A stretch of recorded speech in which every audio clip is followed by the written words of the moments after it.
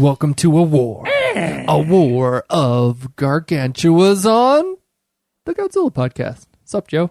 I'm Drew. Oh, nothing much, Drew. Nothing much. I'm just ready here to finally record after years of not being here. Finally. Joe, what it took. I mean, your job, that must have been... It's no longer a problem. Don't worry about it. Well, it isn't now, but it was pretty demanding at the time, was it not? Extremely demanding, Drew. I can only imagine having the occupation of being a delivery person for FedEx, right? It was FedEx? Yeah. During the holidays. So no union. FedEx. That was all of my Christmas presents I ordered online, so I definitely didn't. I added to your load, for sure. Usually it's UPS that delivers. Well, you didn't add to my load, but... I added to the Boys and Browns load. You added to the load. The overall package load of the holidays. But now Joe is free, an unshackled man, a true artist.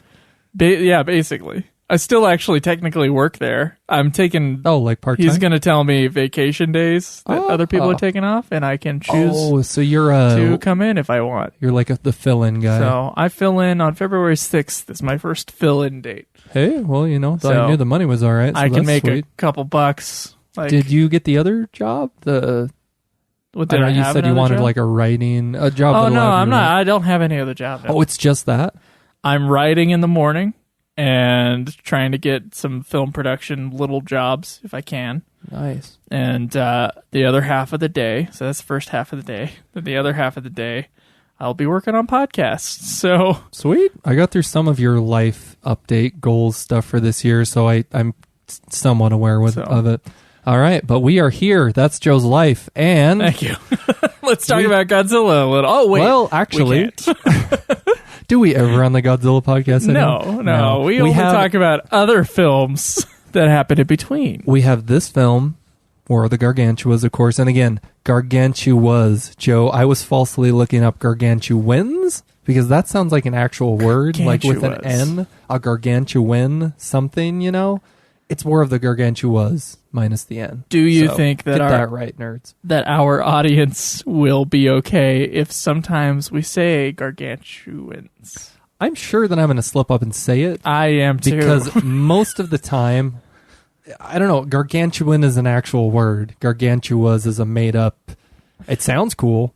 It's two Gargantuas. Gargantues. Yes, Gargantui. Gargantues. Gargantues. Okay. Better name than Gigantus, though.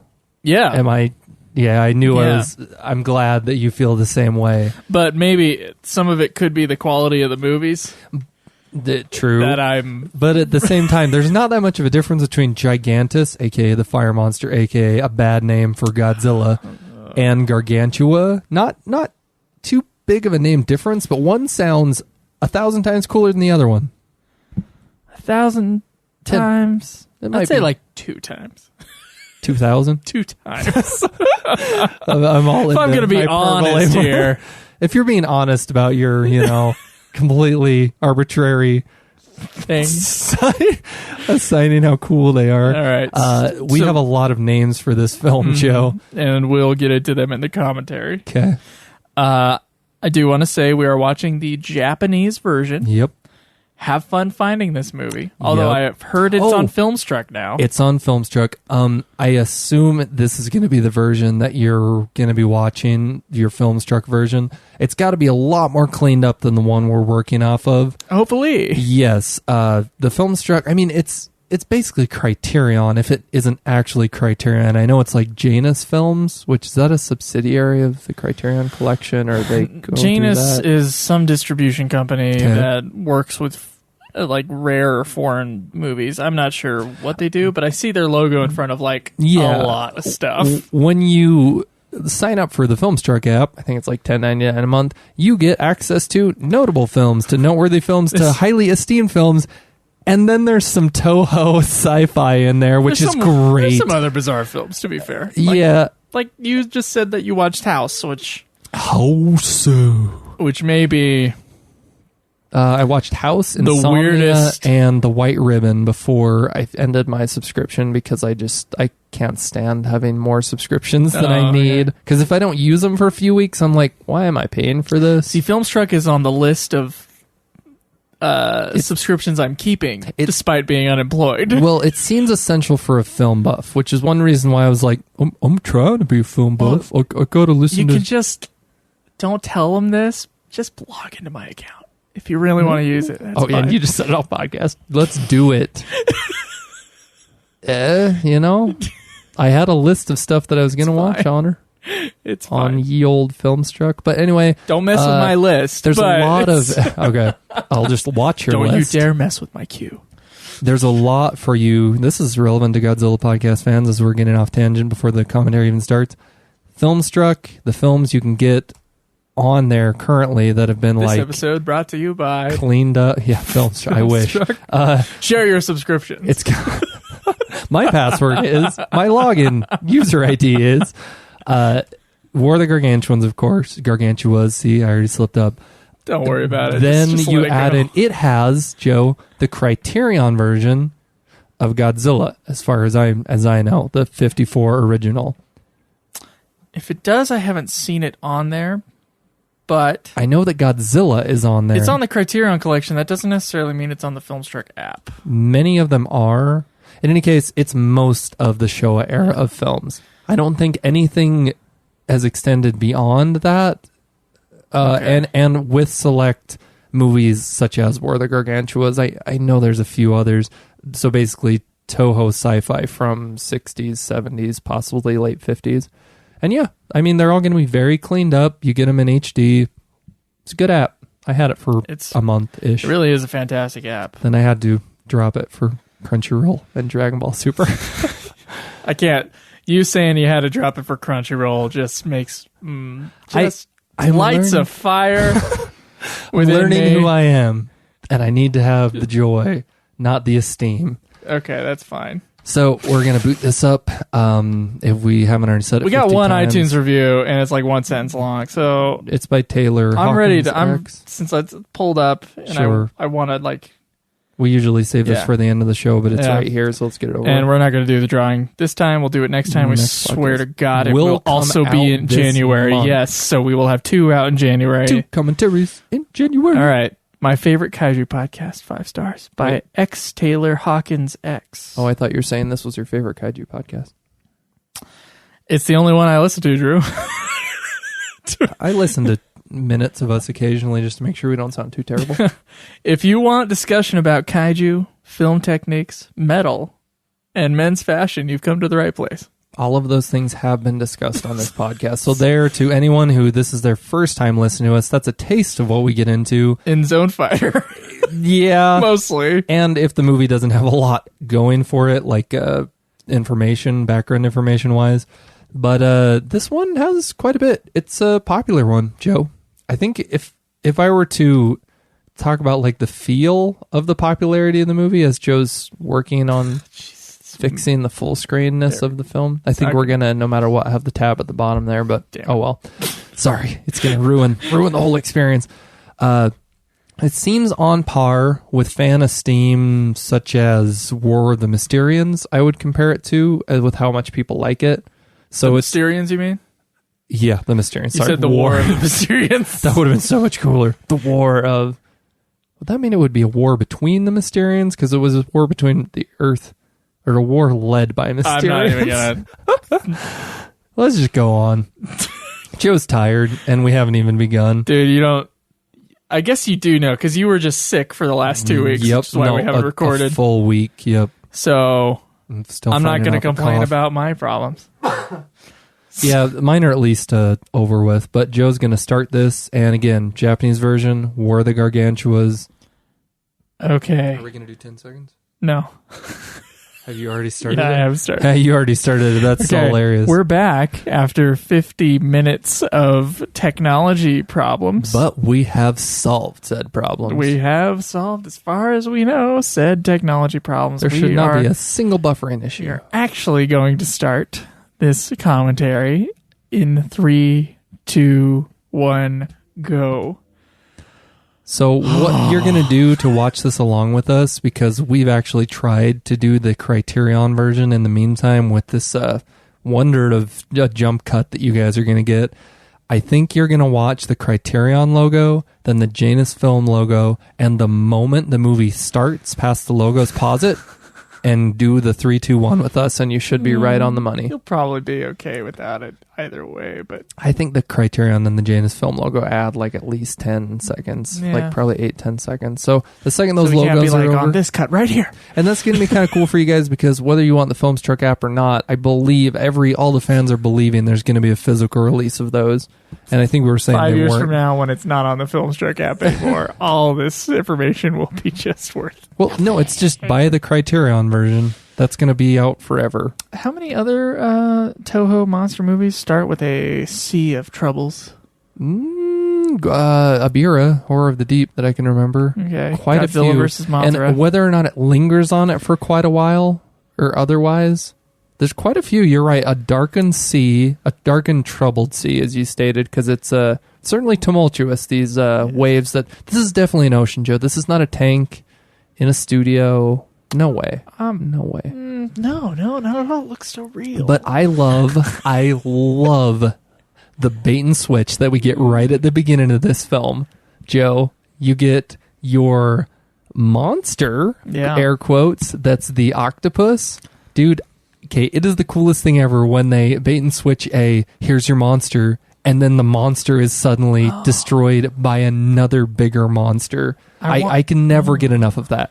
They could do that 100 times to me in movies, and I would be satisfied each time. I want to say that I think Pacific Rim starts. I was re-listening to because I just wanted to listen. No. I have no idea about that one, but I was re-listening to our review of Kong Skull Island because I actually wanted to just listen to Schweiss. I think all three of us is pretty funny, and I was like, listen to a little bit of it as much as I could stand because it's hard listening to yourself. There was going to be the opening to that a small Kong that was similar in stature to the Kong from the Peter Jackson King Kong remake, and they were going to kill it at the beginning of that film, and you're going to be, there's your fake out. You're like the pho as these soldiers gun down a large simian creature, and you think and then out of the forest in front of them, for me on the beach, I can think something like the third Jurassic Park where you get a beach and then a hard forest. Out comes the Kong of the movie, so you get nice. But what happens in this film? A really good looking octopus. But Joe, it's crazy. I mean, when we were watching this, there's like one guy steering the ship, and we were wondering what happened to the rest of the crew. I assume that this octopus has already killed everyone else on the ship. The Octopus Tentacle, we're watching a low-quality version, certainly in HD. You might be able to see some strings, but it looks great. Oh, yes. The blue screen because it's a composite shot for sure. It's the guy being strangled by an actual, practical effect octopus tentacle that just, like you were saying, looks great. They're huge, and they're, completely lifting him up and are all over his body, and composited with that is the eyes of this octopus that's out in the ocean, and just the moment you think he's going to be killed by this giant octopus is gone, and you're like, what's going on now? I love how this beginning sequence is shot, because, I don't know, Ishiro Honda, when he's in potboiler mode, he doesn't do, the lighting is always very, kind of standard, kind of bright, but in this, I'm seeing, it's not the direction dark. And the cinematography are really adding to the effect of kind of the monster fights, the monster fight in the dark, stormy sea and all that. And Joe, we're getting a monster fight within a minute of the film. And it's Gyra versus throughout the whole film, Gyra versus this big octopus. Joe, is this not a huge step up from the octopus fight of either King Kong versus Godzilla? Or also the tacked-on fight at the end of Frankenstein Conquers the World. So far, it has beat all octopus fights. Leagues better. And Gyra, again, I think the reason I can never get enough of this, I don't know what else to call it other than a bait-and-switch technique of introducing your monster, is that it shows the power of the monster off immediately. Yeah, immediately you were impressed. Says you thought this was scary? No, not even close. That crazier. And Joe, this slowed down of Gyra, aka he always plays Godzilla. That guy. That guy. You know who we're talking about. He died recently. We'll think of his name. Haruo Nakajima. He is the bad guy in this film. Things that he does when the camera is over cranked, so it slows down the film. He must have been doing them so fast because it still looks very fast even when the film is slowed down. I'd have to try it. I'd have to go into a tank with a little canoe and just... It adds, because he's like slamming the ship from side to side, that huge model of a ship. But it adds so much to like the weight of his movements. Because, again, slowed down, but still very fast. It's probably the hardest thing for me to swallow is that they're calling these monsters Frankenstein. Yeah, and that's only in the Japanese version, and really not necessary because they cut all references to Frankenstein in the American release of this. Then this is actually a sequel, a loose sequel. Very loose because... to Frankenstein Conquers the World, which is one of my favorites that we've watched on the show, by the way. By far, loved the movie. It's too bad the distribution's so poor for it. Yeah. Nick Adams was really good in that movie, and okay, I think when they say spiritual sequel, it's because the logic behind the fantasy in the film, like the science fiction logic, changes quite a bit from one movie to the next. The two monsters, the Gargantuas in this film, are made from pieces of the OG Frankenstein.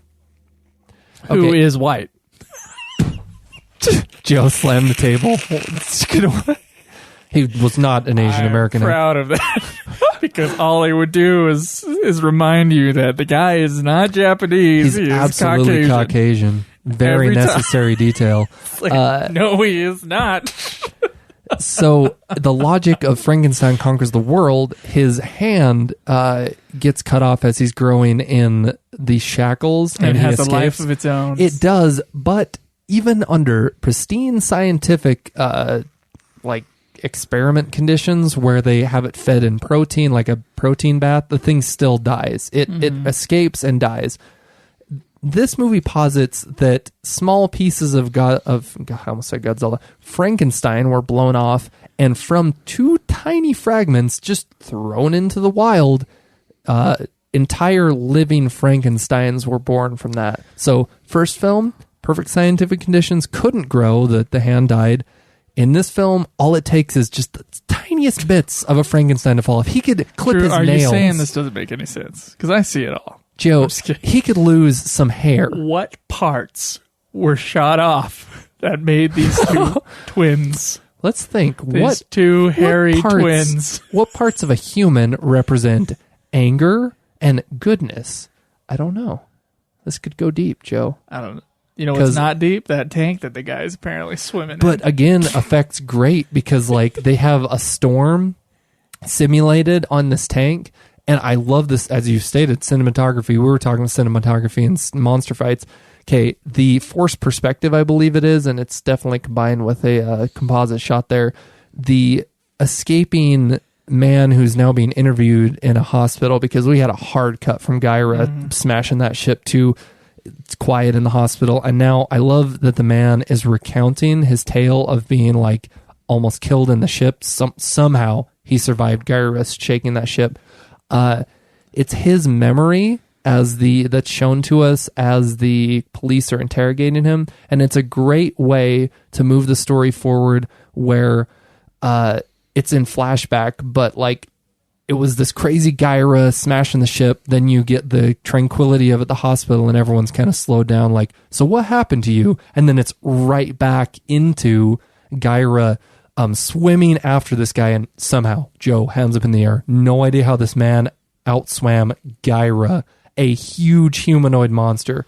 Somehow he survived. In terms of the structure of this movie, I'd say it's very similar to Rodan. Mm-hmm. One of my and favorites. A little similar to the original Godzilla movie, as in like this attack happens, everybody's like trying to figure out what's going on, and then eventually it all comes to fruition later, and of course then you find out there's a second one, just like in Rodan. It leads to you at the beginning being hooked because you're wondering what happened, like what's going on. You're not left with at the beginning just kind of a slow, boring, like nothing has happened yet. No, this movie starts out with something immediately, and then I'm wondering about I don't know, I just want more. It hooks me, and then the tension is continually built, even though we're not really referencing what happened at the beginning.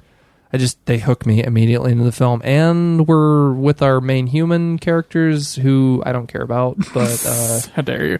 Hey, Kumi played Mizuno's by one of them. Kumi Mizuno, and who is the secretary / assistant / honestly possible pretty love much interest reprising her exact role from Frankenstein Conquers the World. to Russ Tamblyn, who is this not Japanese person speaking as we're watching right now. This film was a co-production between Toho and UPA, an American-based film production company. So I'm supposing UPA was there, or UPA supplied Russ Tamblyn.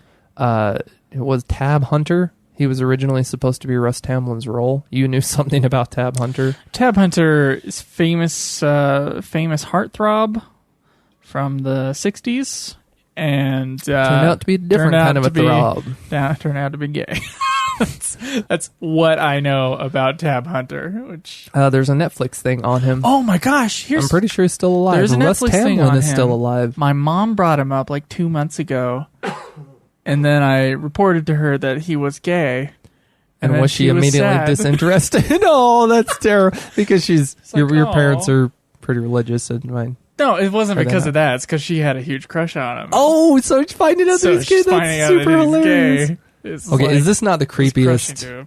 The creepiest thing when we see Sandy Cheeks, aka Sanda, as a tiny monkey. Okay, it's creepy looking.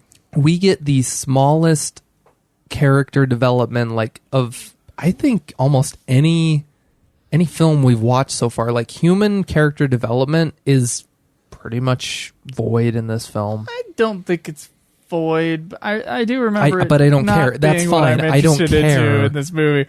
That's not the point of the film. Yeah, and the monsters have such personality. Yeah. This is one of the movies that people were telling us, hey, this is going to be a great movie coming up here. And I agree. You had heard about it before. I apparently Brad Pitt has heard about it before. And oh, what a cool shot, Joe.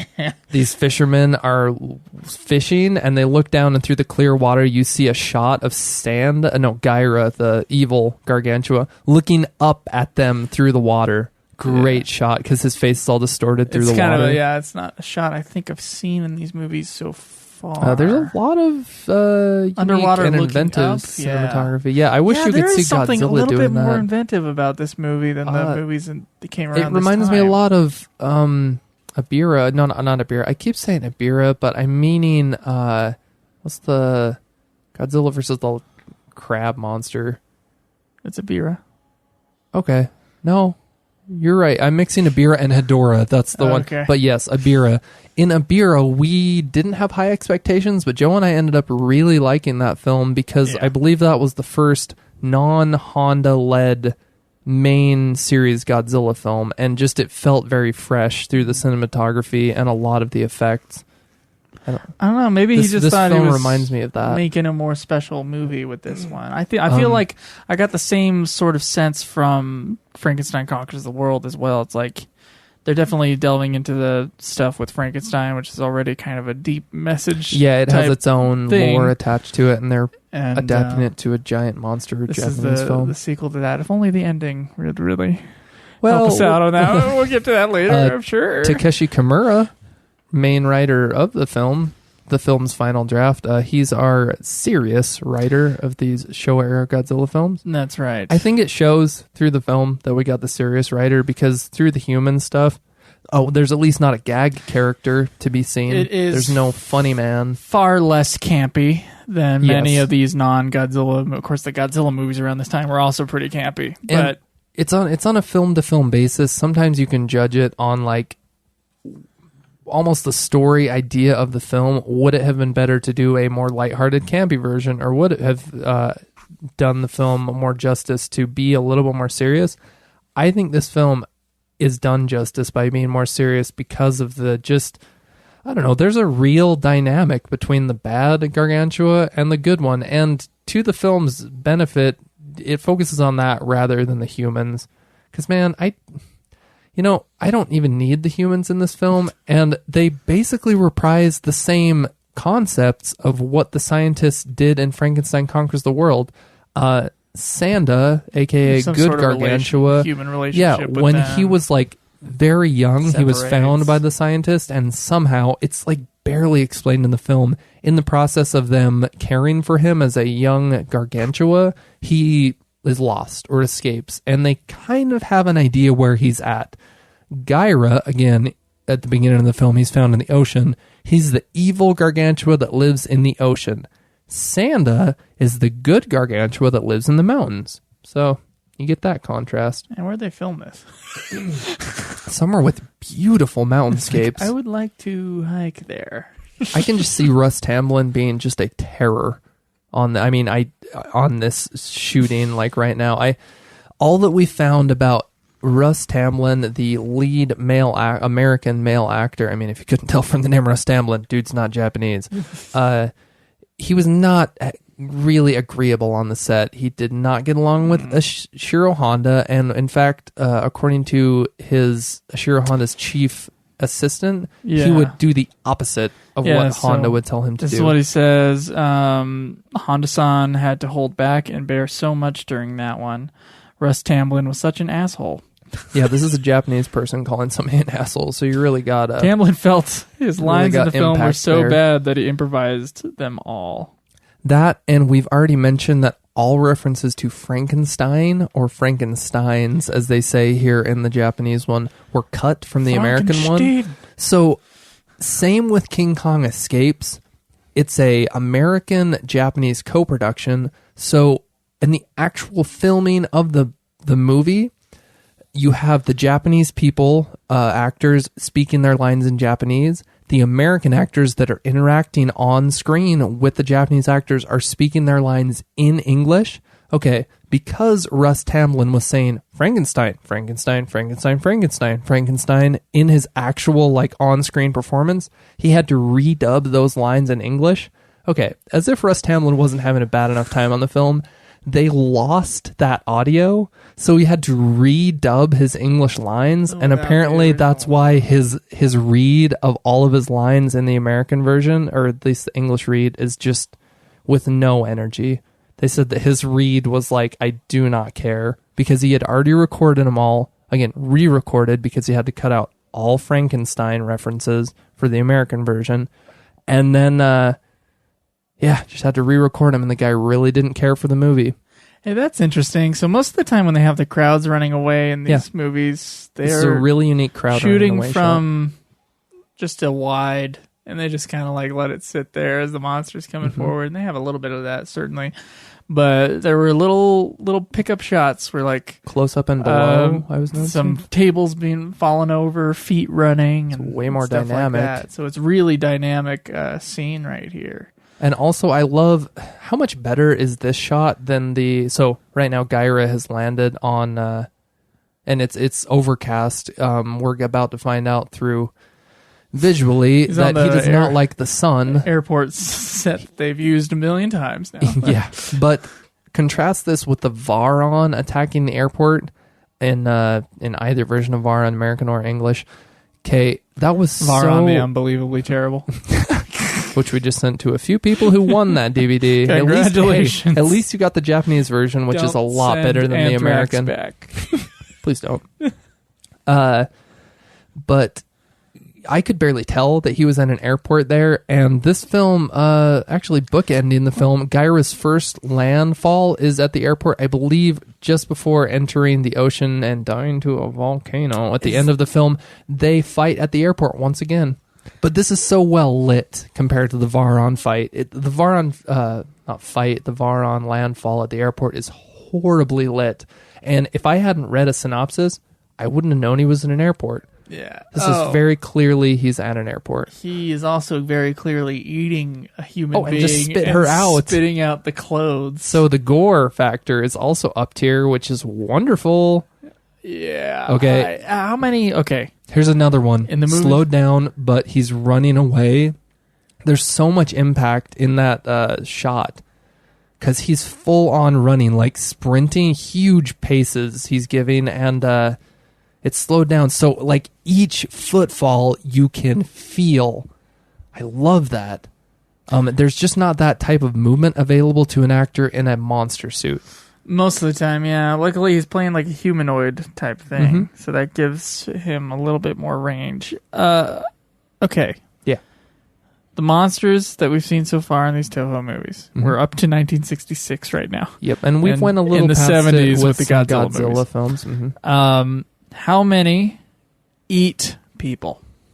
The one that's brought to mind, there hasn't been many for sure, because I asked that not knowing the answer, so it's a legitimate question. It's Frankenstein, this might, again, spiritual successor. I can remember Baragon, but I don't think he did it on camera, being like a slasher villain in that campsite when he like sneakily comes out of a mountain and there's all these kids and like a kind of a summer camp type thing. And oh man, Hedorah, the people are not eaten, but they're like melted on screen when all the guys are playing like they're whatever gambling in a basement, and then they're smothered. I'm trying to think, maybe not eating, but on-screen deaths, because there have not been very many eating. I can't think of another full-on eat. They were going to have Godzilla eat. There was, I believe it was shot. It was at least storyboarded for sure, the cow. And I'm really, really grateful they didn't do that, because it just detracts from Godzilla's goddom. That would make Godzilla have a purpose. A big, well, it would make him be a big creature rather than a big, like, concept. And a big god, really, because we don't see him eating. But yeah, there has not been a lot of on-screen gore, and yet he full on... Well, and also later on, we're going to get to when he scares that woman.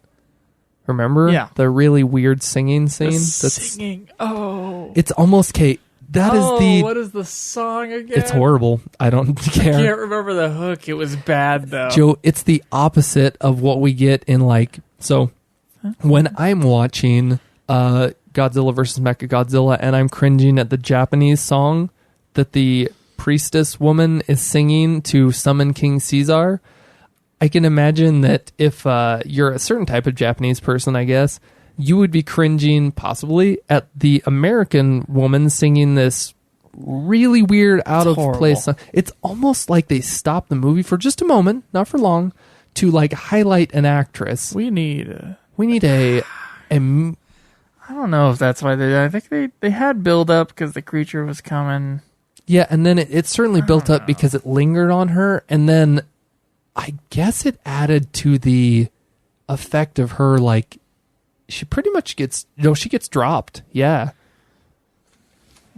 There's a lot of behind the scenes stuff on this film, thank goodness. And this shot, Joe, shot just gorgeously, better than it deserves to be shot, because all it is Russ Tamblyn interacting in his apartment with Kumi Mizuno, but like he's silhouetted and it looks so good. Yeah, it's like at sunset, and so the sun's just coming in. It's a matte clearly painting. A studio. Well, yes, because it's a matte painting, but the way that they the matte painting looks like it's evening, and the way they actually light it in the set that they're on makes it really look like evening. Like the sky is pink, the lighting is like very dim on them. They're both silhouetted. Whew, looks good. So Gaira, I guess Gai comes from the word Kai, which is sea. It's in the ocean. Okay. And then Sanda, sand, like San is mountain in Japanese. So one means sea and one means mountain. So the sea one, he actually pops out of the sea. So that's interesting. I'm sorry if you guys heard the film. I didn't realize how... Oh my gosh, no, I have to hear the song. I'm sorry. They have to. There might be some bleed over. Okay, this singing woman... Yeah, she doesn't have a good singing voice. It's all highlighting all these eccentricities of the 60s where, like... Wow, the set that she is on is colorful and it is lit and she's out in the open. It looks like it's staged like a film, and yet we're supposed to believe that this is happening in real life. It's heightened like a musical almost. Oh, and this woman who is your mom, she's your mom, Joe, you got to realize that whatever you're saying, you're not near the mic. I'm not saying anything. I'm just saying if you want to say anything, because he's like crouched next to the speakers on the... trying to get the... He's crouched next to the speakers with the TV. This woman is acting very sexual, and yet again, she is your mother. She's your mother's age. She looks like your mom, and an older mom, not a young, Stacy's mom type situation. What is it? The words get stuck in my throat is the hook of this song. The words get stuck in my throat. The words get stuck in my throat. That's what I was like, what is that stupid, horrible sounding hook? It's just that she's not quite on pitch. Oh, okay. The song is terrible, Drew. That's number one. So the lyrics bad. Can't sing. Number two, she's trying to seduce you, and she is, for the fifth time, I don't know what the hell you were talking about with a mom. No, she's not a Stacy's mom situation, Joe. She's not. Okay, well... she is related somehow to a famous singer. I'll try to find it. I have the information. Oh, you do? Here, okay. yeah. Where's it at, Joe? Great effect there. Practical effect that she's being lifted up by Gyra, and she's sitting, or she's laying down on a giant hand prop. Do you Great think effect there. that the reason she's getting... Oh, and Gyra and his pain she's and about being... to be punished. So Gyra, affected by light. It was all quiet on the Western Front, as in it was all dark on the set for some reason. In the moments leading up to Gyra coming and picking up the singer, then they turn on the lights and it scares him and he drops her. Not really related by blood, but she's played by the American singers, played by Kip Hamilton. Okay. Sister-in-law to Carol Burnett. Oh, love Carol Burnett. Hilarious woman. Well, the words get stuck in my throat. Words get stuck in my throat. Guys, that's how the song sounds. There's just something with I actually just played a recording of the song for you. Here, let me play it again. The words get stuck in my throat. And Joe, you're doing too much justice to this woman's vocals. Stuck in my throat. Did you hear that? It's awful. And here we're harping on this singing, but the main point of the film, Drew, that had me going for like 20 minutes when we watched this. The fights. I can't believe we've made it this far without me mentioning how pure kaiju action this film is. That's true. It's also paced a lot faster than a lot of the movies we've been seeing. Of course, there's not a lot of could just filler. be a better movie, but like it feels faster. But it does legitimately feel like there's so much fighting. Unfortunately, a little bit of human time. Unfortunately, there's a lot of military stuff. I remember a lot of military buildup, but it's all very, very worth it.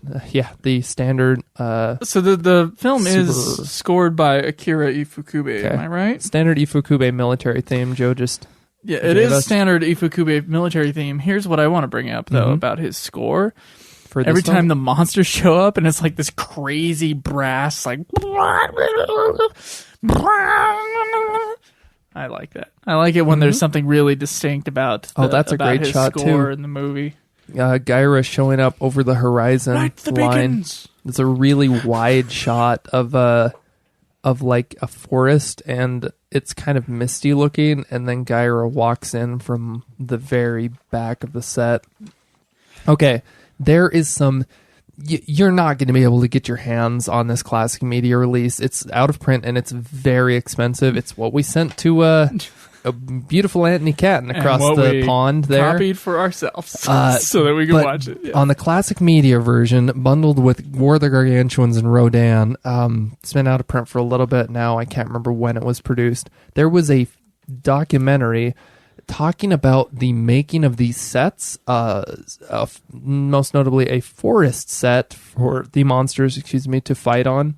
Okay. Each tree is in air quotes, is individually planted on these sets because you don't know where the fighting's going to occur in general. So every tree has to be able to be uprooted and look like it's an actual tree. So the care put into these sets is enormous, and because all that they are, these trees, is like a branch that they've taken and planted it in the set itself in some a certain amount of dirt, and then they build up hills and they put on grass. Because it's actual like foliage plant life, the sets only last for like, I think it was less than a week, Joe, because they only stay green for so long since they're just broken off branches. So you have to make the set, use it, and it's the amount of work, because when you build a cityscape, it can just sit there. You can reuse parts of it. Probably rig things to... Yeah, and there's certainly more... To explode, well, exactly, to explode. Might be able to put them back in some way. But I hope. I have no idea, though. Going to be more in the choreographing of the fights there, because it's like, okay, you push yourself into this building, or you destroy this section of this prop, and then, they know specifically like the beats that they have to go to. Where the actors would be in on these sets, that's a forest set, it's more free roaming, as in they could pick up any of the trees, they could smash down any section, and all have to look like a real forest when it's uprooted. The amount of work is... You know what I really dig in this one? Imagination. As opposed to the other Frankenstein movie? What? Pigs are real. It's a composite shot from Gaira looking over this farm, a very small farm, and some pigs. Yeah. Gaira was about they actually to have feast real upon animals pigs. instead of like a toy horse. I enjoy for how much I lament the amount of like military buildup in the film, I enjoy that the military is very effective in the film, because all they have to do is shine lights on Gaira and he's effectively subdued. Are you getting military fatigue watching all these movies? In this film, it's a little much, but they counterbalance it with how much monster fighting there is. So I think that shot right there, but certainly we'll see it coming up. There's a very specific shot of Gaira waiting in the like forest, and it's just him silhouetted. He's very dark, so you don't see what monster it actually is. They use that shot over and over in these late 60s and 70s Godzilla films as like anytime there's a monster battle going on and the monster disappears, they substitute in that shot. So Gaira has been in many of these films post this film obviously being released, because they just always... So one monster versus another in just generic. One monster disappears, and the other one, you have a shot of him like panning around, his head moving back and forth looking, and then they'll put in that shot of Gaira because it's so dark. They can put any monster in there. It's like right here, and they just darken it. Well, this is on the mountain. Yeah. So anytime two monsters are fighting in a forest, they can substitute in that exact shot. Will show up. Like Mount Fuji is Fuji-san. We haven't mentioned the introduction of Sanda. I love that it's Gaira, Gaira, Gaira, Gaira, Gaira, Gaira for the first third of the film. Sanda comes out of nowhere and rescues him, and it's great. All of a sudden he's there. There's no introduction. He is just... There is actually a small introduction with the flashback earlier in the movie. Oh, I had already forgotten about that. Sanda. You're right. Otherwise, it would have been way out of left field, but because of that setup, they get away with it in the screenplay. And it's literally like a shot or two, because they don't linger on the scientist's time with Sanda at all. They just very briefly show their flashback to, when we were taking care of Sanda, and then he disappeared. He escaped or something. They leave it vague. I don't know what happened with that. Yeah, we think he went to the mountains. We think he'll show up somewhere in the second act. Yeah, all of a sudden, the beginning of the second act, it's like marked by the Sanda coming back. All right, so this movie was made very quickly. The original film, Frankenstein Conquers the World, I believe, was in 1965, so it was the year before. Just 1 year prior. And then the script for this movie, the final draft was dated the 23rd of April, 1966, and Honda shot the film's dramatic footage between May 9th and June 4th. And I can see, because thanks to G-Man, I really got a 2-3 weeks of prep before they started shooting. I got a real sense in discussions with G-Man forever ago, because we've been doing this podcast for a while. I wouldn't have realized how much of a disconnect in like behind the scenes there is with the dramatic filming of the human stuff and the special effect monster fights, because it's almost like it's two different like film crew. Well, it is often cases film crew A and film crew B, at least two, where they can get done with all the dramatic filming, and then you just cut in monster fights. Tsuburaya's effect footage came in mid-July. Yeah, so they made this like movie 2 movies so fast. The film was originally announced as, here's some really cool names for you, the Frankenstein brothers, then the two Frankensteins, Frankenstein versus Frankenstein, Frankenstein's decisive battle, and finally Frankenstein's fight during script writing process. So there was a lot of names for this movie. Basically any variation of Frankenstein and Frankenstein you can think of. So who came up with War of the Gargantuas? That is the English version release, because again, all references to monster, to Frankenstein gone.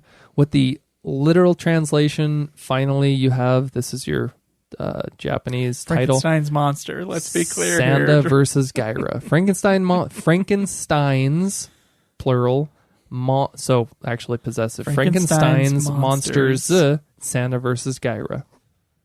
Yep. Wow. Okay, Joe, does that... But they're all calling him Frankenstein. How many degrees of separation are we going to get? You're already wrong. Unless it is the actual dude Frankenstein. Yeah, see, that's what I'm saying. How wrong is it already to refer to Frankenstein's creature as Frankenstein, and then you're pluralizing it by saying there's all these Frankensteins running around? It just sounds wrong, but I love it. I don't care. It's just funny how horrible it sounds. I can totally understand why they cut that out of the American version, because it's just silly sounding. Look at all these Frankensteins running around. So I actually have seen this Russ Tamblyn guy before. He was born in 1934. He was famous for his performance as Norman Page in Peyton Place, which is in 1957. Okay. It says he was in... earned him an Academy Award West nomination. Side Story? He was also the title role of Tom Thumb in 1958. And he was the leader of the Jets in the musical West Side Story. See, I've seen that once when I was quite a bit younger, and I can see him in a role like that. His face lends itself well to like a greaser type. He's totally in Twin Peaks. Yeah, which is crazy. That's Dr. Lawrence Jacoby, didn't it say? And he was in Seven Brides for Seven Brothers. Okay. And The Haunting, which is a movie I saw a lot as a kid, and now that I'm remembering that, I definitely have seen this guy's face before. It's really sad to me to hear He's a big deal. Yeah. Well, I mean, the name I immediately had heard of it when you hear Russ Tamblyn. It's sad to me to hear how not kind he was to the Japanese people on the set of the film. I don't know. It's my we're watching this on my Xbox One, so there's little pop-ups coming up that are like, this is rated. We just downloaded this. Now we've downloaded that. Okay. The reason I love that Sanda is introduced just quick, like a hard cut, and Sanda's there to rescue the day, is because it is like moments before that, it appears as if Gyra has been defeated finally. He poses a real threat, is what he feels like at the beginning of the film. Yet again, the military are super effective against him, and they just have to shine lights on him, and he's basically down. And both Frankensteins possess about the amount of like vulnerability that, say, like King Kong in King Kong versus Godzilla does. As in, if they're hit by missiles, they can be killed. It's not like they're Godzilla, it's not the invincible Godzilla nuclear monster. Yes, exactly. Gyra has been hit by, well, he will be shortly, hit by missiles, light shone on him, and which thoroughly disable him, and I appear to like really harm him, just light. And he's like just down. He's bloodied. He's laying down in a river. Sanda comes in, sweeps him up, and carries him away. So... I mentioned Brad Pitt earlier, and I'll say why. So during the 2012 Academy Awards, which I have seen and don't remember this at all, the 2012 Academy Awards... Maybe it was cut out of the live... There was a... No, they don't cut anything out on the Academy Awards. Oh. During the live... or there was a video segment that had a bunch of actors talk about their first movie that they ever remembered seeing. Oh, awesome. And Brad Pitt said that this was the first movie he ever saw. He must have. Yeah, I wonder if he saw it on television or in. Okay, which must be why he's such a monster. He's such a good actor.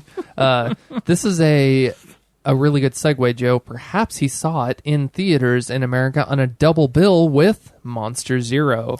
That's how 66? it was shown. No, 70. Because it was released in 70 in American that might line houses. up right. I mean, I don't know how old Brad Pitt is, but I'm going to find if he's around out. my father's age, then yeah, that would work out just fine. Fine and dandy. To get to see Monster Zero and War of the Gargantuas on a double bill. Oh, speaking of contrasting Monster Zero and War of the Gargantuas, Joe, there is no aliens in this film. Oh my gosh. Extremely streamlined. There's barely a human plot, which most of the time it's to a film's detriment when you just don't get human development. I mean, you want the balance of the human story and the monster story, but like, I don't care. I don't need it at all. It's just not necessary, and it's totally fine because I really, through the monster's physical display, you can kind of tell what they're feeling, and through their physicality, you can get like a conversation between Sanda and Gaira. Yeah. The suit actors do a really good job of that. Physical emotion. They are the most human characters in the movie.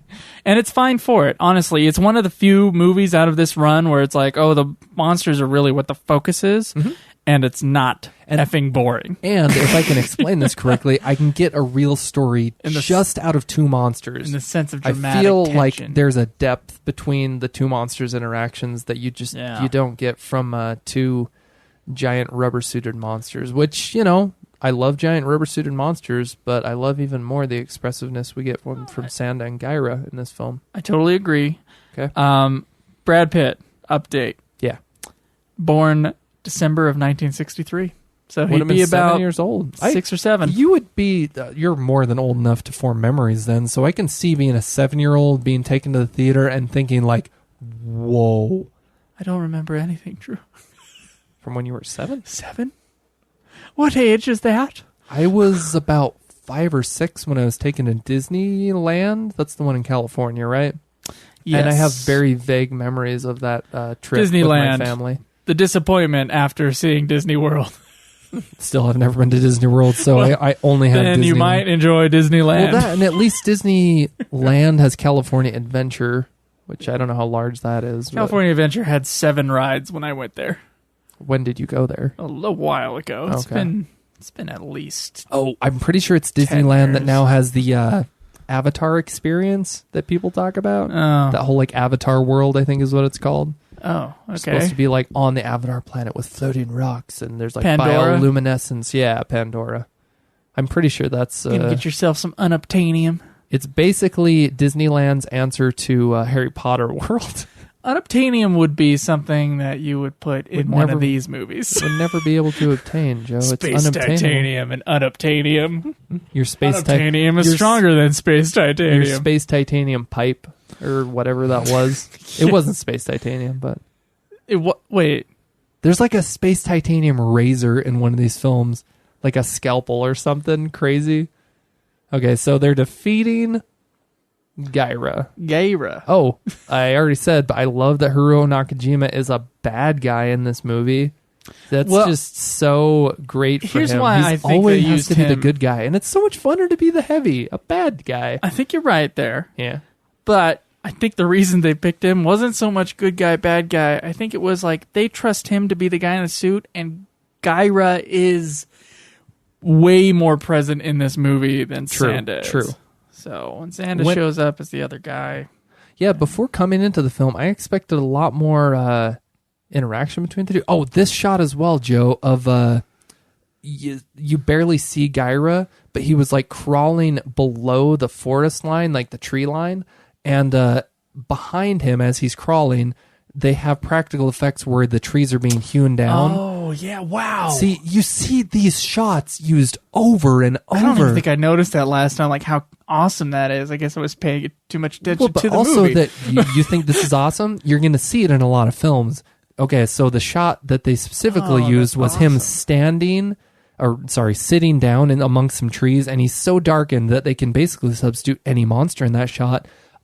Second shots we're getting, and we'll see over and over, I believe they speed it up in future ones because it doesn't seem to linger as long, is kind of a panning shot as Gaira is escaping below these trees. But again, he's barely visible, so you can substitute in any monster, and they're cutting down the trees with military firepower.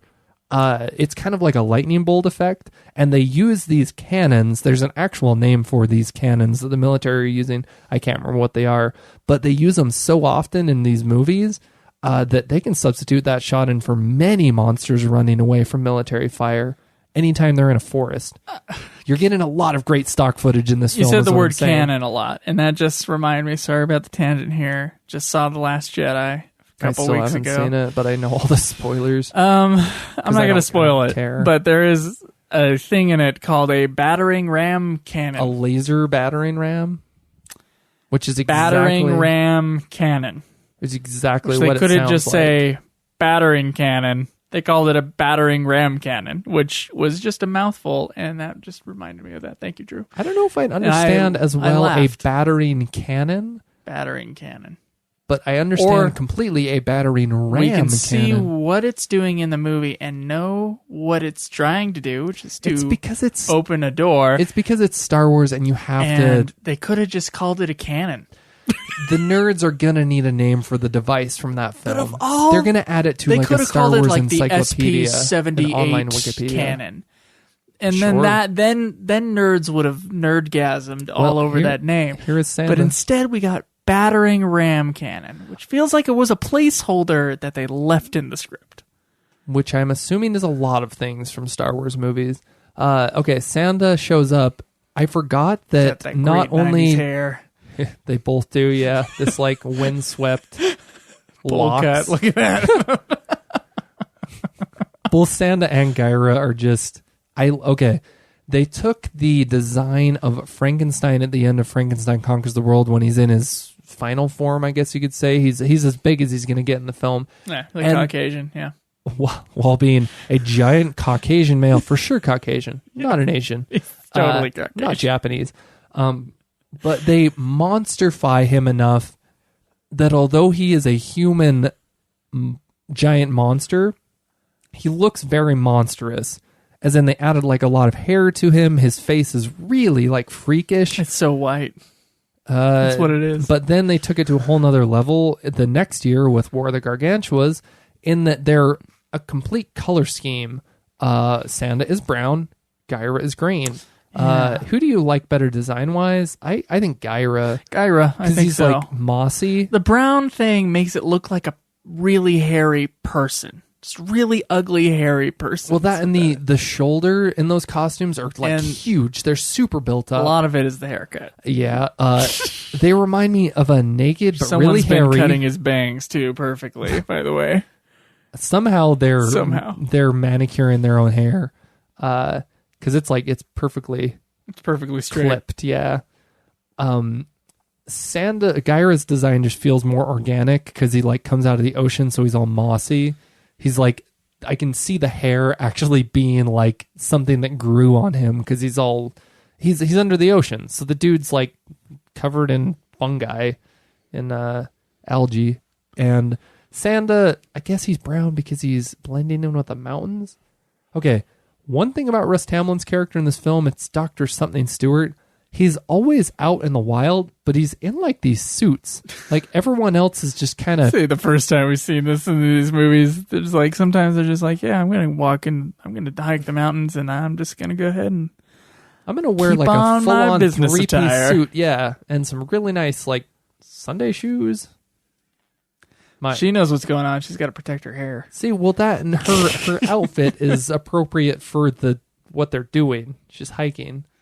Okay, I just feel bad, though, because I believe at this point, I don't know what year Nick Adams purportedly took his life, but I don't think he would have been available for this film, even though it's only a year later.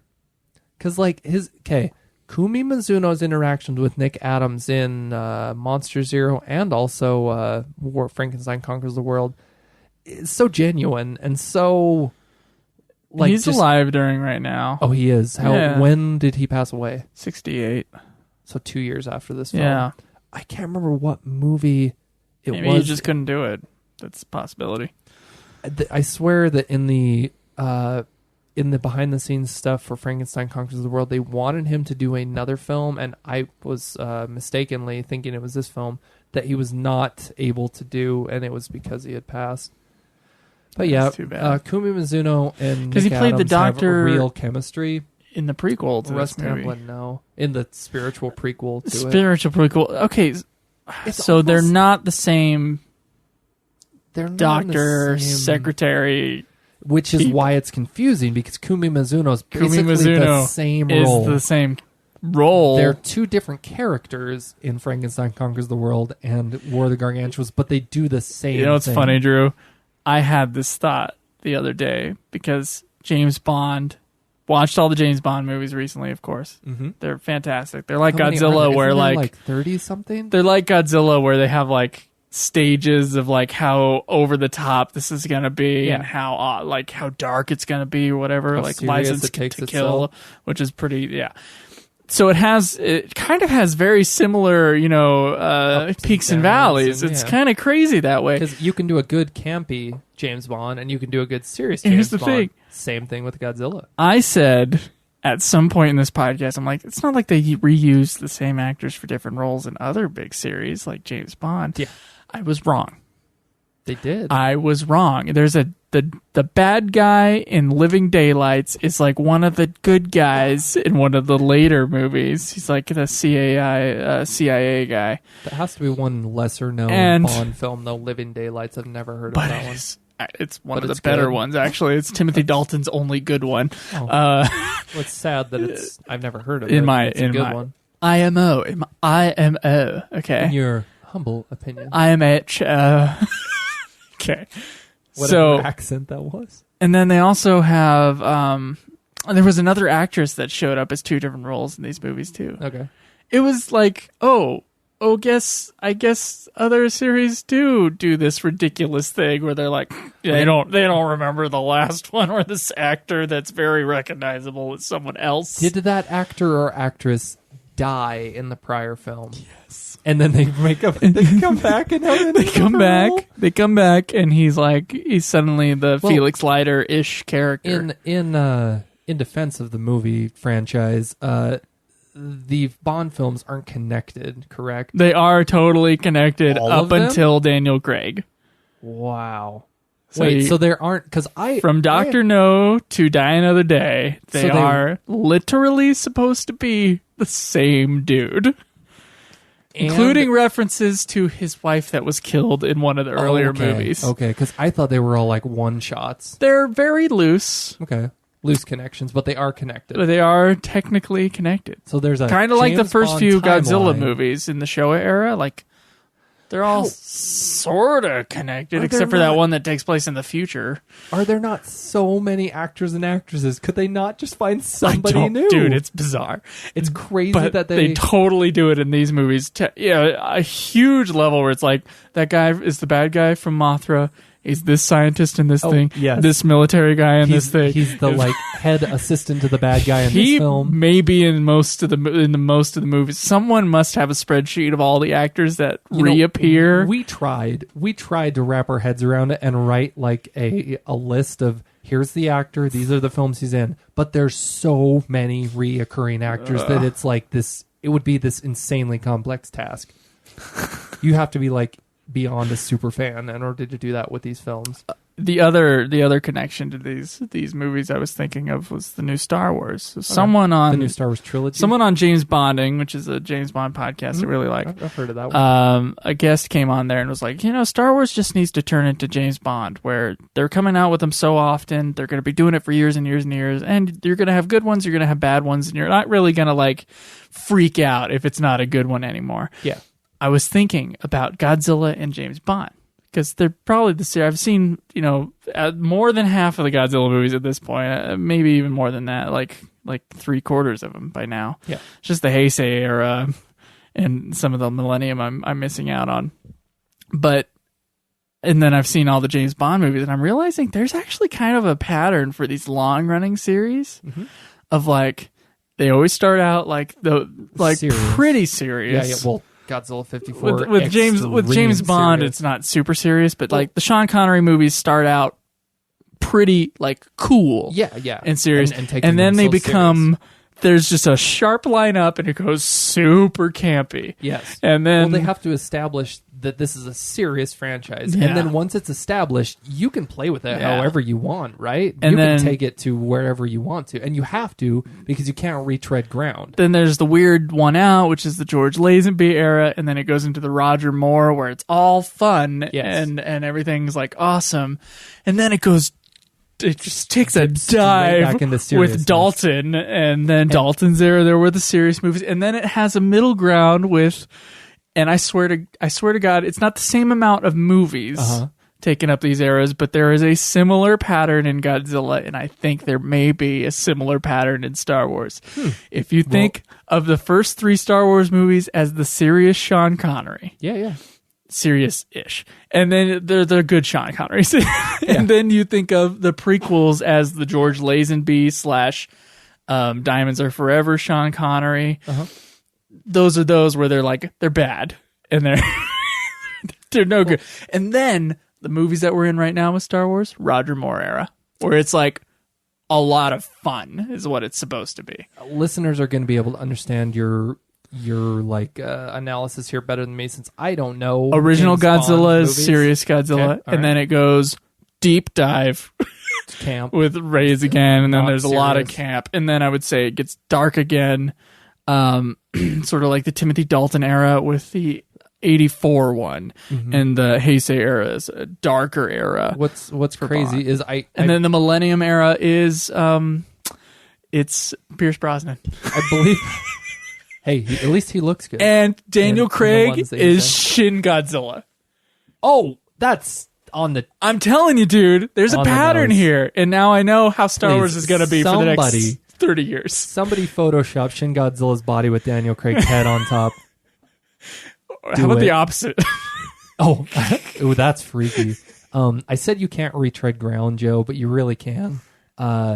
You establish yourself as a serious franchise. You get people hooked on the cool, actual notability. Like, this is a reliable franchise. It's cool. Then you can kind of stretch it and do what you want with it. You have to give it time before you retread themes and ideas, and either take something that was maybe perhaps serious early on in the franchise and then tweak it a little bit. This may be Kumi Mizuno's worst moments in acting. She's definitely not on a branch, and she's kneeling and she's pulling herself up. It's the way her body is positioned doesn't look quite right. So she has fallen. Kumi Mizuno and Russ Tamblyn's character were off exploring. They're looking for Sanda. Sanda just got hit by a boulder. Before we get back into this really quick, I just want to say, I believe you with what you were saying with Star Wars, but I don't think, as crazy as it is, I don't think that there are enough films yet in the Star Wars franchise to definitively say that that's what's going on. But once we get into because we definitely will, 4 or 5 trilogies have come out, you can pretty much gauge. I think we're in the Roger Moore era. I really do. All right. Where they're I still haven't seen The Last Jedi. Okay. Where they're a lot more lighthearted. Joe, this might be a tangent that we're actually getting back to the film, but Kumi Mizuno is a goddess. She is so gorgeous. So we have fallen in love with a new leading lady in the monster movies. We have fallen in love with Kumi Mizuno many times in these movies. I love the POV here that we're seeing Russ Tamblyn and Kumi Mizuno looking down on Gaira, because he fell as he was trying to save Kumi Mizuno's character. Again, very similar to how Kumi Mizuno's character in Frankenstein Conquers the World was softened the heart of Frankenstein in that movie, and therefore made him friendly towards humans. That's what she's done to Sanda in this film. Because otherwise, basically, Sanda would have nothing to do with humans. He wouldn't have a stake in the whatever. he would be as evil as Gaira. But Kumi Mizuno, because of her and her alone, Sanda is a good monster. I want the scene where she visits... Is that not great? Sorry, Gaira is like barely visible on this mountainside because he blends in so well. When have they used camouflage as a plot point? Not that this is a plot point. This is obviously superficial, but not so much as like. Are you saying as a like attribute of a monster? Yeah, an attribute of a monster. Was a burrowing monster. So Baragon, again, with a connection to Frankenstein. I think Varon might have been. I don't remember so much with Varon other than his versatility. He was there was that really cool shot. I thought in he Varon had like he was some underwater. I thought he had like some like basically a camouflage some ability. Camouflage ability. I'm sorry if I got this wrong, guys. I can't remember. But we've watched a lot of these movies. We haven't watched a lot of these movies in a row. He is like they painted him they painted the set the same color as him. I had to make fun of him as in like the Hunger Games, you know? Yeah, he does. PETA. Totally reminds me of the PETA scene. I baked a cake once, therefore I can camouflage myself with I can paint my skin to look exactly like a rock. Because I work Makes in sense a to me, bakery. Drew. I have no problems with it. Oh, okay. Japanese cinema things. The movie Battle Royale is fantastic, by the way. Yes, if you haven't seen it. I've seen that one. You have seen that one. Isn't it amazing? Well, when you watch, who's the teacher in that film? That it's not Beat Takeshi. Beat Takeshi. Okay. It totally is Beat Takeshi. Such a good actor. A good filmmaker, too, by the way. Oh. I think he might be... I think he has a very just as famous for being a director. And he has a really insane game called like Takeshi's Challenge that a lot of YouTubers make fun of. But Beat Takeshi, great. Yes. Battle Royale, great. Yes. I read the book first, actually. It was based off a book? Yeah. The book is fantastic. Who wrote it? Is it Japanese? It's some author he only wrote. That's the only book he ever wrote, yeah.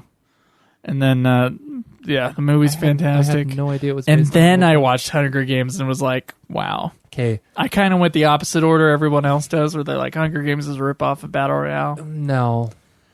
Everybody... They're both good, but the first Battle two Royale Hunger Games... Isn't it the third Hunger Games that's split into two films? Yeah, I only ever saw the first one. Okay, the first one of so part one in the third film, I absolutely loved. I thought it was great. The second part was just meh. Meh. That's too bad. Yeah. And in your series on a meh. A lot of great build-up, and then, I mean, it would definitely satisfy fans, I would assume, but, well, also because that actor died. The really notable, great. Geez. You know who I'm talking about. Oh, Drew. I'll look it up. But Joe, we're ending the film almost. Sorry that we weren't talking about the movie. I'm sorry. It's just a lot of fights. It's true. There were a lot of great fights. A lot of exploring around, a lot of fights. You know what was something we missed earlier that I noticed when we were talking? As I look up that actor. Sanda is like going to grab Kumi Mizuno, and a big boulder falls on the actor's knee. On Sanda. Yeah. And Sanda doesn't ignore it. He like makes it a new thing. I don't know if they were going to be able to time that boulder hitting that knee precisely so that when, he has a decision to fall down the mountain. Yeah. I have a feeling, or at least they did it so well that I'm not noticing, that was an accident. He reacted to it as an actor and slid down, and then they re-choreographed the rest of the scene to deal with that. I almost bet that that's what happened. Philip Seymour Hoffman, thank you. Okay. And I was told in an acting class that I had a Philip Seymour Hoffman air about me. Yeah, I get that. That's a compliment. Ugly fat guy, monotone. No, dude. Philip Seymour Hoffman is a good-looking dude. Yes, he's a little overweight, but he has a presence. Oh, okay. And so he got a presence. But I agree with what you were saying, that Sanda probably it's not ad-libbed when it's physical, is it? Or it's made up at the time. I'm losing words today, Drew. I am too. We're both tired. Let's not look for words. But it was not meant to be. He just made it up on the spot. I believe so. There's no way of knowing. It's the fact that he had a reaction to the boulder hitting him, because so many times in these films, Godzilla is hit with things or set on fire. In like Mothra versus Godzilla, I believe it was, the head of Godzilla set on fire. Accident, not meant to happen, but these monsters in rubber suits do not react to the things happening to them. Sanda has a very physical reaction to it. Like he's like, ouch. And you're like, oh, it makes a big difference in the believability and also just like my connection to the monster. And that was the other suit actor. Yeah, I don't remember his name because I don't think... I got it. I wonder if it's the baseball player. Because like, the first few Godzilla movies, the person to play opposite, as in the very first Anguirus in Godzilla Raids Again, is this larger... Yu Sakita is the name of You're looking him up. Actor of Sanda. This baseball player, which maybe this actor, played some shots. He was Godzilla in the original Godzilla. Haruo Nakajima. He was Godzilla in other shots. And when it came to Raids Again, Haruo Nakajima was solely Godzilla, and this other actor was solely Anguirus. Haruo Nakajima also being Rodan. Haruo Nakajima was all the good guys, all the good monsters. You know, honestly, I can't find him. Most likely he was just a one-off. I can't find information on him. He might have been a one-off. I can't. It's not popping up. By all accounts, Russ Tamblyn should not have been so looked down on in the movie, because as far as I can see when I look up Russ Tamblyn personal life and all this stuff, seems like a good guy.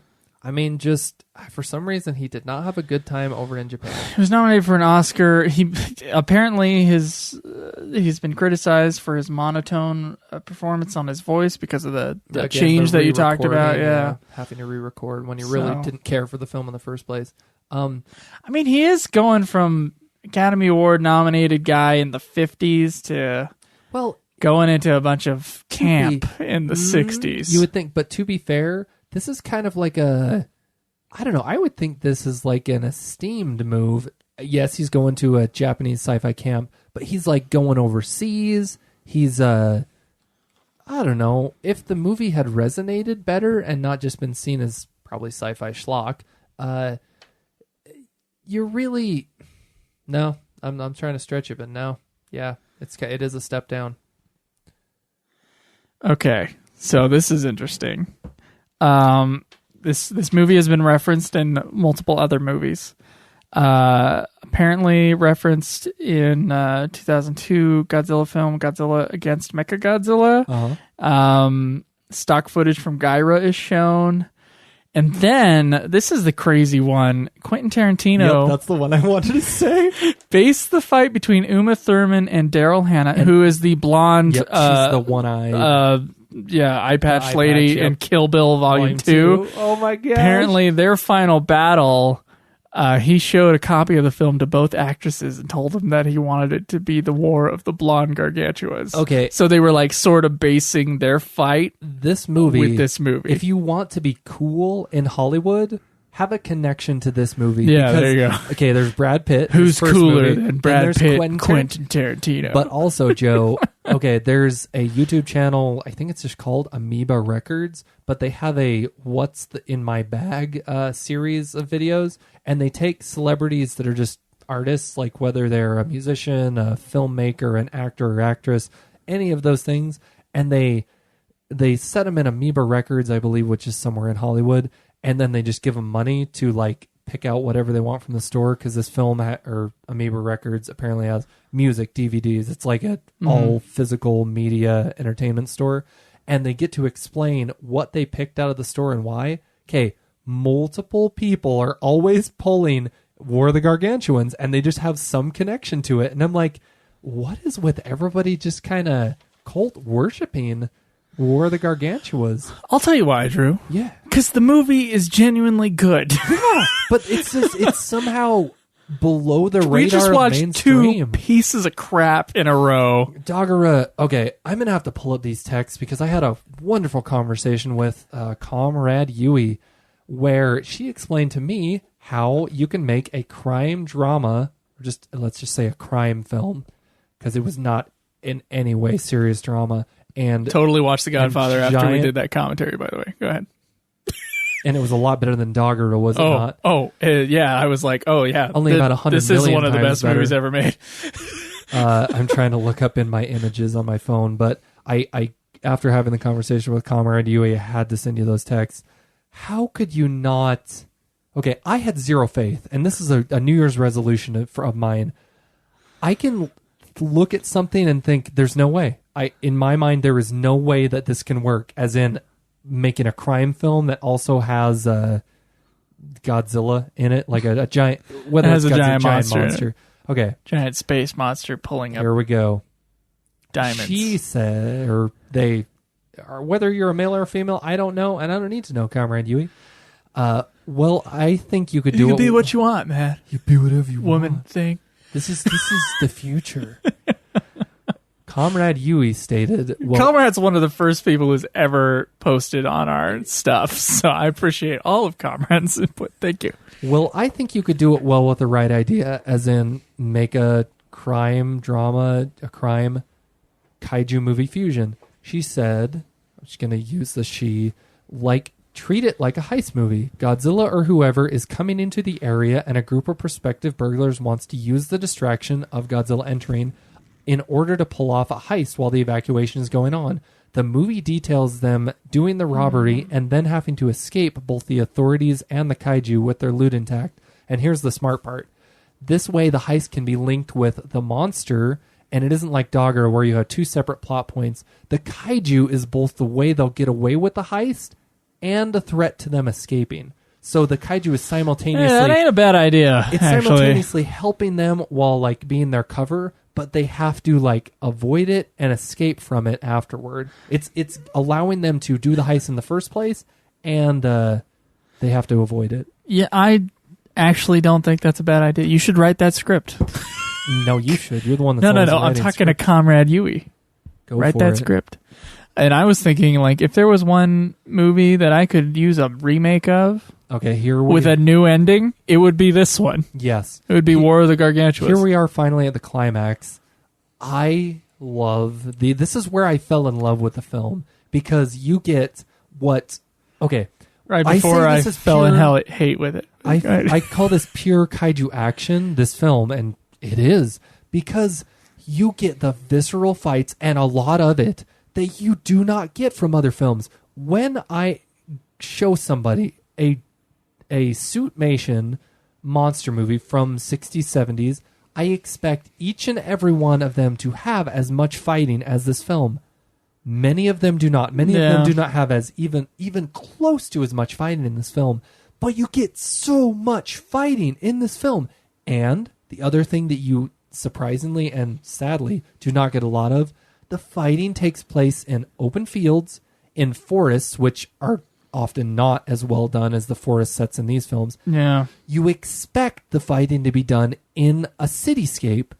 It is done in the cityscape at the end of this film. So two giant monsters duking it out amongst buildings. Too often we get... you get it in these early films, 60s and 70s giant monster Japanese movies, but it's done in the single monster films, Rodan, Mothra, Godzilla. The second you introduce another monster, they decide to take it out of the city. How do we make this cheaper? And the choreography to be easier. I want them to fight amongst buildings. Yeah. I want them to decimate buildings as they're pushing each other around. There is something about the buildings where you get the sense of the scale of the monster, and it's much more effective that way. And there's much more weight in their destruction because they're destroying civilization. Yeah. In my mind... That's why I love the Godzilla vs. Mechagodzilla fight at the beginning of that movie, where they're in the flames and the buildings. It's crazy. All the smoke. Yeah. And that, granted, is amongst power plants, but at least it's civilization. Yeah. It's not in a big field. But the only detriment I would say for this fight is that it's shot in the dark, but at least there's a lot of lighting on the monsters. The only way you can make this fight more perfect, because already they're fighting two monsters in a city, and I believe this is Tokyo, is if it was during the day, if it was better lit. But they just choose to do the climax fight here at night. It ends abruptly, as Joe has said, but there's so much. This is like a wide shot, so you get both monsters in the shot, and Gaira and Gaira and Sand are physically emoting at each other, so they're like taunting each other before they come in for like a real wrestle. And Gaira plays dirty, man. Oh, and they push each other into buildings and completely decimate them. You also get the destruction of buildings that causes harm to the monsters because pieces of buildings fall on them. I can see. I didn't know about the Kill Bill thing before, but when they're in the trailer in Kill Bill 2, and they're pushing each other. I can things. see that shit. Yeah, I mean totally. Stuff, guys. Sorry, I didn't hear anything. But then you have to cut to our leads, who up to this point, Joe, have had no romantic interaction that I could tell. It's like they just tacked on at the end. That's like real rough because she is sexy. Well, but it's Russ Tamblyn, so you just for all of the I don't want to give the guy a bad rep because it's just in this movie. It's like everything else that I'm reading and seeing about him, he seems just like a regular dude. He grew up as an entertainer and wanted to always be an entertainer. Had the aspiration, put in the work, and then I don't know, it's just an unfortunate scenario. But here we are, have them wrestling, Sand and Gaira. I love that the harm done to Gaira, as in the scarring of the attack that the military did on him where they almost kill him, is carried throughout the film. He's always scarred after what happened to him. So there was a lot of attention to detail done in the costuming. Can we talk about the ending? Because it's going to come up here soon. So they're fighting in the city, lots of destruction going on. Then... yeah, it ends extremely And then a volcano explodes and takes him out. It's so lame. Extremely abrupt Sand entering. Very cool. Extremely abrupt end of the film. Not cool There's at all. no build up to it.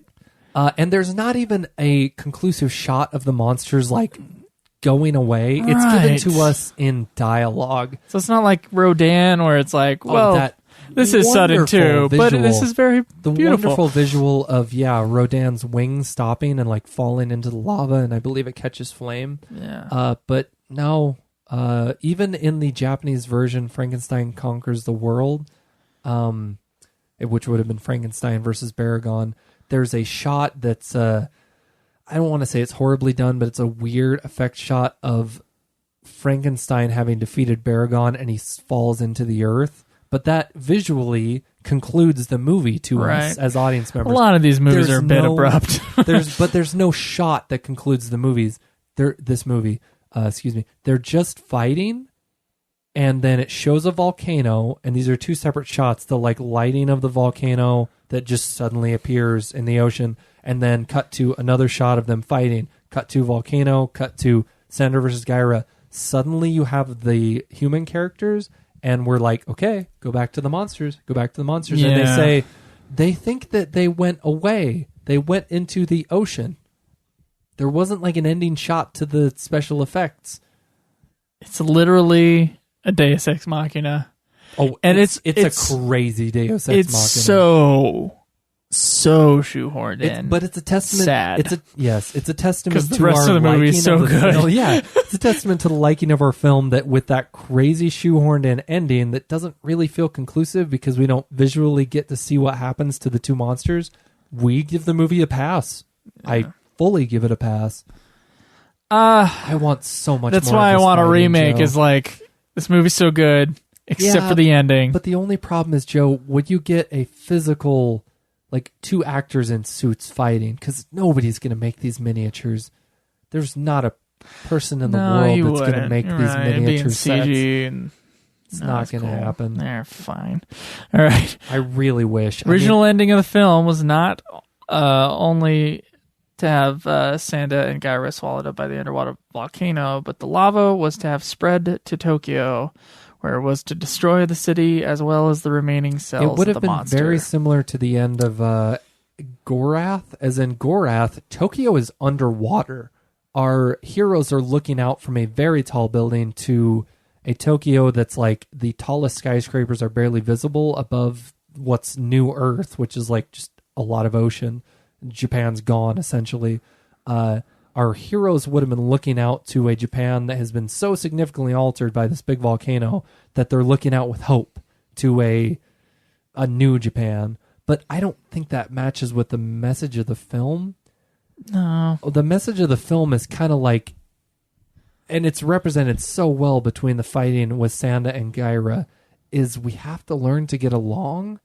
Like, but a volcano will destroy us all anyway. Otherwise a huge Deus Ex Machina is going to come. If we don't learn to work together, nature's going to blow us up.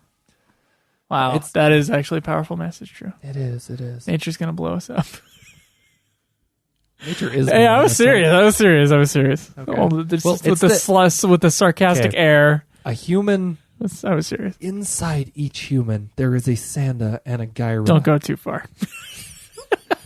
The yin and the yang. You're really pushing it now. No, I'm just shooting the crap. Again, Gaira's my favorite. You gotta love the bad guy. I mean, as great as Superman is, he's just a good guy, so I don't want to root for him because he's the good guy. He's the goody two-shoes. He's the good guy, and he doesn't even triumph. Like, volcano just takes them both out. Yeah. And it really... okay, I do love the film, I do, but it lessens the power of the monsters that they're just taken out by a big old volcano. Just it's a way to end the film. So Quentin Tarantino, that fact is super interesting. We've already talked about how Russ Tamblyn had to record his lines, which is so unfortunate for him. Tab Hunter, Doubled with Monsters. I think we've pretty much went over everything, Joe. Yeah, I think we have gone pretty much over everything. So overall, I mean, we've praised the heck out of the film. My overall thoughts is that it is super high up there. We just came off of Doggerto, which Joe was like meh on to not liking. I hated. Well, it had the Bond girl in it that I really liked. Yeah, not to bring up Bond the 12th millionth time over the last two podcasts. Yeah. But yeah, I do love her. I can't get enough of Sanda and Gaira. Wish they would. Oh, here's something. Gaira was supposed to have shown up in Destroy All Monsters. I don't think... Probably both were supposed to. But much like Meguma, and I guess Varan barely made an appearance in as like a still figure that kind of just moved in one direction in Destroy All Monsters. But yeah, Sanda and Gaira did not show up. Abira ended up being stock footage. I think Baragon only showed up as stock footage, but Destroy All Monsters was supposed to be even more of a like show it all off, as in a celebration of absolutely everything. This big old squid was also supposed to be in that, but it didn't end up showing up. It's from Space Amoeba. Yeah, I think that's pretty much I got a note here saying that towards the end of 1965, Toho informed director Honda that his contract would not be renewed. Okay. And that was like part of the story with Russ Tamblyn. No, they filmed this in 65, so that year. I know. So maybe that's why. So I guess Toho just got rid of their contract with him. And this is a studio system, so they own people basically. They pay them a salary to do what they tell them to do. But then after that, he would stop directing films, and then he would move on to be Kurosawa's assistant director for his later part of his career. Yeah. And considering you saw Ron, you saw the crazy like amount of people and stuff. He was assistant director in that movie, so he was the one telling people, "Did you people go here?" Oh yeah, Ron was an epic in all senses of the word epic. So he's probably the dude with the megaphone. Honda, a man known to be pretty quiet. I mean, he, as a director, you have to have a voice and you have to be able to tell people what to do. But of directors that I've heard of, he was really like, you know what you're doing, do your thing. Hands off director. I need to read that biography on him. Oh yeah, the brand new one that came out. Yeah. Apparently, there's some other kaiju podcasts that did like a interview with, I believe it's Kaiju. I don't know which other Godzilla podcast it is, but I only plug them because they did an interview with the author of that brand new Ishirō Honda biography. We're concluding the film. We're wrapping up. We're about to see the weirdly weird cut. Again, Joe, how do you feel about the tacked on love romantic relationship. It's like not even alluded to throughout the film, and then at the very end, he like brings her a flower. Russ Tamblyn's character. It's about the same amount of strength as Frankenstein Conquers the World's love story. It's about again, Nick Adams and Kumi Mizuno, they had that. They had a thing. Yeah, there was some chemistry there. They had a real life thing. So I actually have the name of her character from the previous or from this film. Okay. This film, her character's name is Akemi Togawa. I'm so surprised I remember. And then in the original one, or Frankenstein versus Baragon, or Frankenstein Conquers the World, her name is Sueko Togami. Yep. Again, squish between Togawa Togami. I believe. So she is definitely not the same person. So this came out, Ibira Horror of the Deep was 66, where Kumi Mizuno was our native island woman in slight blackface.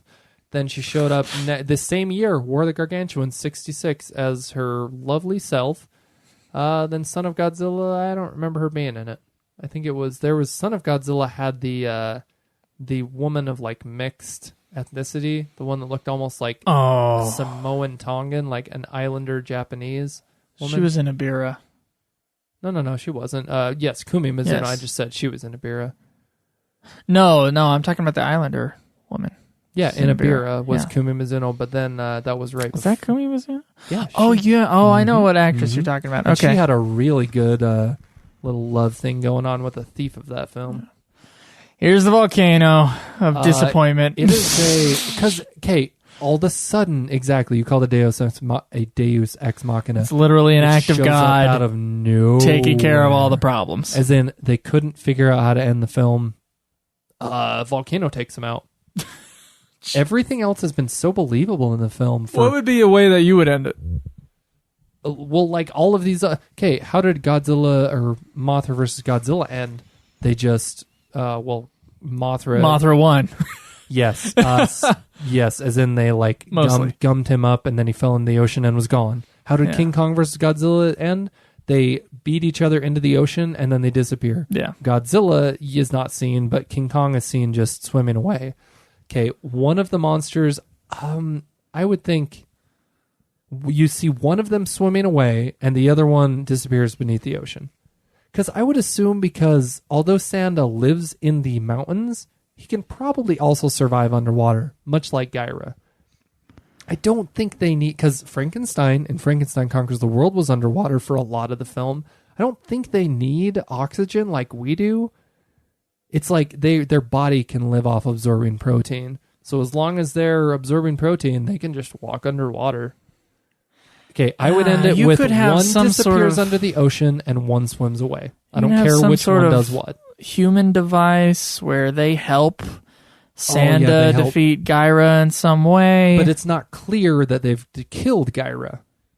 Because the way that they killed him in the middle of the film is they lured him towards the river and then they shocked him. And again, Gyra and Sanda very susceptible to like military firepower. They almost killed him, but somehow him being in the ocean allows him to recover better from this attack. I don't know. I like the movie. There's really no reason to have a volcano thrust in at the end. It's there. The movie's over. But Joe, would you agree with my ending? That certainly better than... I like the movie despite the ending. Yes, I do too. I think it's very good. This is the first movie I've seen where I don't even need the humans in it, and that's okay. They're like just placeholders for... You need a little bit of exposition. But you need... Yes, that's exactly. That's all they're there for, is to exposiate, like, where did Sanda come from? Oh, that's where he came from. Let me tell you. Need the slightest bit of explanation, like minimum bare bones, and then let the fights roll. Yeah, this movie benefits greatly from its simplicity. There's no aliens. There's barely humans. They just need to give us dialogue to explaining what's going on with the monsters, and then let the monsters carry the story. What's our next movie, Drew? Let me just double check. It's either Space Amoeba or Latitude Zero. It is Latitude Zero and then Space Amoeba. And then, Joe... And then Princess from the Moon. To Princess from the Moon. Three more. And then we get to Heisei Godzilla. 6 weeks. Gosh. 6 weeks. Yeah, so... that ain't too bad. Not at all. It's like a month and a half, so not next month.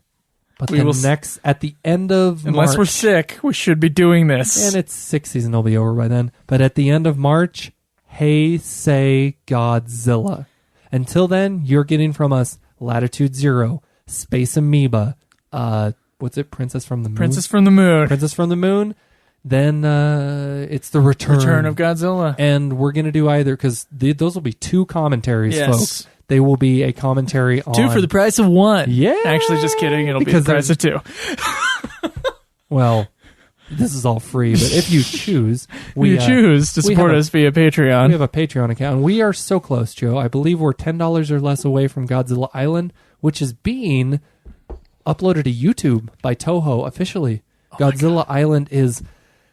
I've read different synopses. It's either it's definitely this. It was a series of like bumpers essentially for other there's a crap load of them is what I've heard. They're short, but then if you stitch them together, all these small bumpers, 1 to 2, probably 3 minutes tops, they make actual episodes, but it's that they're either made through like stop motion with the action figures of Godzilla and his foes, or they're these really chibi like cartoons, as in it's like super cutesy Godzilla and his friends, like Anguirus is his buddy, and they act kind of like they're like as if Godzilla and all of these monsters were so cute that they went to a monster elementary school and they like bully each other. The bad ones are the bullies, and I've seen something like that, and I've never seen this action figure thing, so we'll have to see what it is, but less than $10, and we're going to give you commentary on all of that.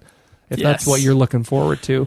After that, it's something like... I gotta say. Yeah. I gotta say that... those are Patreon I had a bunch of goals for 2018. One of which is to do 24 episodes of the Godzilla podcast. It's always been our best intention to get 2 out to you a month. We're sorry we slacked there because... It's fine. I'm unemployed now. It's fantastic. And although it will happen. Although I have 2 jobs, which has been going on 3 years, it's really a job and a half. I'm working 55, 60 hours a week. I enjoy my jobs. I can keep up with them. I have a very set schedule. So Joe and I are free to do this thing. We can do it. We can do it. Get our Godzilla on. 2 a month, Drew. We're going to do this. Yeah. And again, we might be doing a first impressions bonus episode of Godzilla, the animated movie, which we'll then have to do a commentary of way down the road. That's this will come out later. So by the time this podcast comes out, it's going to be on Netflix. It'll already be out. For us, it's in like 2 or 3 days. And then we might be going to see. There's a certain kaiju movie coming out soon. Rampage. Rampage. With Dwayne The Rock Johnson. Starring Dwayne The Rock Johnson. And you know what? I say no matter how terrible the movie is, we're going to see it in the theater. Dwayne The Rock Johnson is totally watchable in any movie I've ever seen. Joe, are you and I going to theaters to see Rampage? We should. That's what we did for Colossal. Let's do it.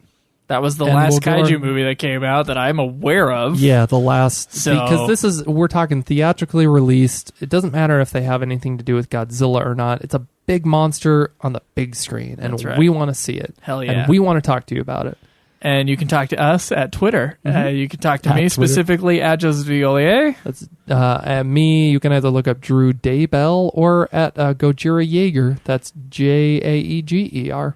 We're on Twitter a lot, so just tweet at us. You can get our Patreon through our site, just all you gotta do is Google the Godzilla podcast. You can also, if you want to, give us a PayPal donation, that's great. Or if you want to click through the Amazon link and buy your stuff, give us a small stuff. Percentage we back. Get a small kickback. It just helps keep the show going. It helps upkeep with because these DVDs cost money. It buys these DVDs. Oh yeah, we are slowly gathering a big collection here. And speaking of which, our Patreon donors are getting a DVD giveaway. The next episode, which will be Latitude Zero. I'm looking at the cover, and it looks like we get a Atragon. We get a big sub. Is there a monster we get a on big that cover? sub. There's a bikini-clad woman, which is the thing I'm most interested in seeing. That was Abira, man. Abira had a bikini-clad Islander. There's a lot of Kuminozuno. sharks. Okay, I don't know what the big monster is. It looks like a giant lion. Great. See that little tiny fuzzy picture? Because, of course, someone copied this low-resolution photo and spread it out and put it in the DVD jacket. These are both oh, these are both Sumo Gorilla. Sumo Gorilla. It's fine, though. I guarantee. Look, without Sumo Gorilla, we would not have these things. No, because you get them for about $10 or $12 on Sumo, and I believe both of these are Tokyo Shock. I'm looking at Space Amoeba and Latitude Zero, our next two commentaries. Those Tokyo Shock DVDs have not been released for... Oh, no. This Space Amoeba at least is a Japanese. At least the box art that he's ripped. If you're going to buy these, they've been out of print. They're like $30. If you're getting them on Sumo, might be ripped. But again, we don't feel bad because they're out of print. It's like 10 or 12. You're saving yourself. It's like less than half the price. I think that's it. And an out-of-print DVD, it's not like this. The people who made the DVD are making any money off of it. It's out of print. Guys, go out and watch War of the Gargantuas, please. Just know that you're going to get pure monster action. There is something that, like, gets my primal man, like my Neanderthal brain going. That's like, I love watching those monsters fight. And you get a lot of it. Totally agree. And don't need to overstate the movie. It's great. Okay. We'll get the hell out of here. Latitude Zero coming up soon. Keep it G.